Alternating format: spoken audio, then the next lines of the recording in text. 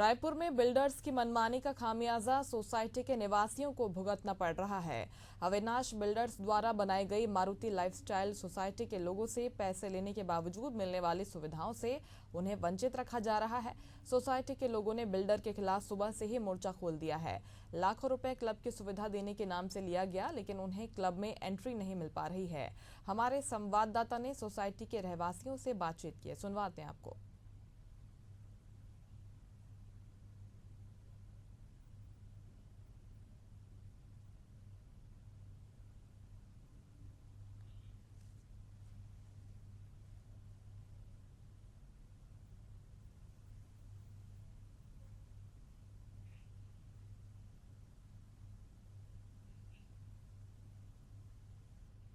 राजधानी रायपुर में बिल्डर्स की मनमानी लगातार बढ़ती जा रही है, जिसका खामियाजा यहाँ के निवासियों को भुगतना पड़ रहा है।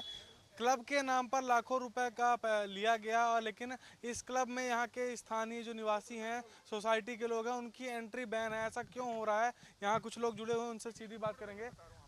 ये क्या मामला है? आप लोग आज सुबह से धरना प्रदर्शन कर रहे हैं यहाँ पर, क्या क्या मामला है? पूरा विस्तार से थोड़ा बताइएगा। भैया, ये मारुति लाइफस्टाइल सोसाइटी है। ये कोटा मोहा बाजार में स्थित है। यहाँ हम लगभग 2014 से सब निवासरत है। यहाँ पे 350 परिवार निवासरत है, जिसमें हम मान सकते हैं कि करीबन 1,500 से 2,000 लोग रहते हैं। क्लब परासियो नाम का क्लब है यहाँ पे।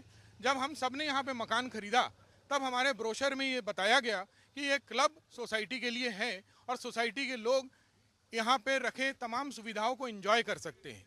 तो हमें भी ये लगा, हम सब ने यही सोच के इस क्लब को देखते हुए, इस क्लब की उत्तम सुविधाओं को देखते हुए हमने यहाँ पे सबने घर खरीदा। कितना पैसा दिया था आप लोगों ने क्लब के लिए? सर, अलग अलग समय पे अलग अलग दिया था। आप अगर एवरेज में माने तो प्रति व्यक्ति 2.5 लाख रुपए दिया गया था। अब चूंकि परेशानी ये है कि हम लोग जब क्लब में जाते हैं तो क्लब में बाहरी लोग भी आते हैं और हमारा कोई समय निर्धारित नहीं किया गया है, तो ना हमारे बच्चे वहाँ खेल पाते हैं, ना हम क्लब में रखे सुविधाओं का आनंद ले पाते हैं, ना हम क्लब की किसी भी एक्टिविटी में पार्टिसिपेट कर पाते हैं। और रात के 11-12 बजे तक के स्विमिंग पूल में कार्यक्रम चलता रहता है। उसका शोर शराबा इतना होता है कि हम सो भी नहीं पाते हैं। हम कई बार हमें मजबूरन 10:30 बजे के बाद, ऐसे भी आप लोग भी जानते हैं, 10 बजे के बाद लाउड स्पीकर पूरे प्रदेश में बंद है और उसके बाद हमको पुलिस बुलाकर उसको बंद करवाना पड़ता है। अब हमारी छोटी सी डिमांड ये है कि हम लोगों को जो ब्रोशर में सुविधाएं दिखा के हमको ये क्लब के बारे में बताकर हमको दिया गया था, ये घर विक्रय किया गया था, सबके घर को बेचा गया था, वो सुविधाओं से हमको वंचित ना किया जाए, वो सुविधाओं को हमसे छीना ना जाए। वो हमारे बच्चे का भी पूरा अधिकार है। हमने हमेशा सोचा, इस कॉलोनी में घर खरीदने से पहले मेरे जितने लोग हैं, हमने सब पहला भलाई जो सोचा वो हमने अपने बच्चों के बारे में सोचा कि बच्चों के एक आदर्श क्लब मिलेगा, उनका करिकुलम एक्टिविटीज़ बहुत अच्छे होंगे, चाहे वो स्पोर्ट्स के हो, चाहे वो दूसरे तरह के एक्टिविटी हो। लेकिन दुर्भाग्यवश आज कोई भी बच्चा खेल नहीं पाता है। 6-7 बजे से क्लब खुलता है, तब से बाहरी लोगों का टूर्नामेंट होता है। बाहरी लोगों का पूरा महीने का महीना टूर्नामेंट चलता है।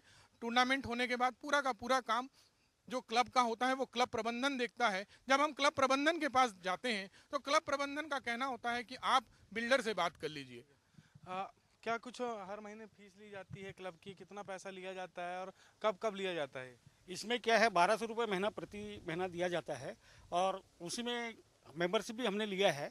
और हमारे बच्चे जब भी जाते हैं, कभी समर कैंप, कभी कुछ कैंप, कभी फलाना कैंप, कभी दिखाना कैंप करके हमारे बच्चों को लौटा दिया जाता है। जिनके लिए बनाया गया उन्हीं को एंट्री नहीं मिल रही? हाँ, हमारी कोई औकात ही नहीं है, ऐसा लगता है हमको। ये क्लब हमारा ऐसा लगता नहीं, बना है हमारे पैसे से क्लब, लेकिन हमको ऐसा लगता है हम इसके यहाँ पर कहीं लगते नहीं है। आप लोग को धमकाने का ही प्रयास किया गया क्या जब धरने पे बैठे आप लोग? हाँ, हमें धमकाने की कोशिश की गई थी।